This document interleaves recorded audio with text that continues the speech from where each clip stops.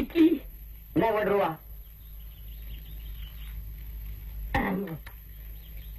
பாட்டி இட்லி எவ்வளவு? 8 அணா. 8 அணாவா?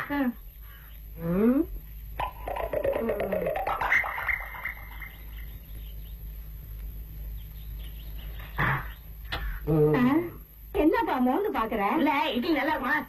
நீ ஊருக்கு புதுசா? பாட்டி இட்லிய சாப்பிட்டு பாரு, நல்லா இருந்தா காசு கொடு, இல்லாட்டி காசு வேணாம். அப்புறம் 2 இட்லி வை.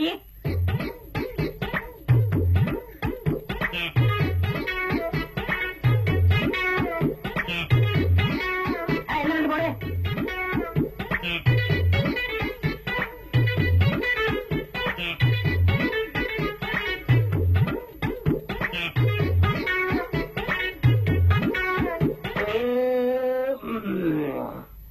அப்ப நான் வர மாட்டேன். எங்கடா போற காசு கொடுக்காம? அதான் இட்லி நல்லா இல்லையே. நல்லா இல்லாமையா தட்டு இட்லி சாப்பிட்ட? அதான் காசு கொடுக்க முடியாது. டேய் நீங்க வாடா. ஏய் விடு, சொன்னா கேளு. அடிச்சா பொட்டுன்னு போயிருவேன். விடுண்ணா. நீயா என்னடா இங்க கலாட்டா? அண்ணே இந்த கடைக்கு இட்லி சாப்பிட வந்தேன். இட்லி நல்லா இருக்குமான்னு கேட்டேன். இந்த பாட்டி சொல்லிச்சு இட்லி நல்லா இருந்தா காசு விடு, இல்லடா வேணாச்சு. சரி நானும் இட்லி சாப்பிட்டேன். ஒரு இட்லி கூட நல்லா இல்ல. எப்படி காசு கொடுக்கறது? என்ன நியாயம் இது? நியாயம் சம்பாடி. ஒரு இட்லி கூட நல்லா இல்லையாமே. 54 இட்லியும் சாப்பிட்டுட்டு சாப்பிட்டதுக்கு காசு கொடுக்காம போறா எப்படி? 54 இட்லி நல்லா இல்லைங்க. அண்ணே பாட்டியை பார்த்தா பாவமா இருந்துச்சு. சரி ஒரு இட்லியாவது நல்லா இருக்கும், காசு கொடுக்கலாம்னு ஒண்ணு சாப்பிட்டேன். 54 இட்லி நல்லா இல்லண்ணே.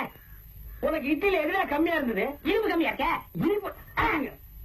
இனிப்பு இருக்கிறது சுயண்டா. சுயாவா? இந்த மாதிரி சாப்பிட்டு காசு கொடுக்காம போனா நாங்கெல்லாம் எப்படா பிழைக்கிறது? நீங்களா? கிடைக்கும் உங்களுக்கு என்ன சொந்தா? அட பாவி, பாட்டி எனக்கு சொந்தம்டா. அது செத்ததுக்கு அப்புறம் சொத்து போற எனக்கு தான்டா. நம்ம பாட்டியா? எது நம்ம பாட்டியா? அடிச்சா ஏன்னு கேட்க ஆளுங்கிறதுக்காக இந்த அனாதை எப்படி இப்படி வைக்கிறீங்களா? என்ன அனாதையா? ஆமா, நான் என்கிட்ட வேலை செய்யுது.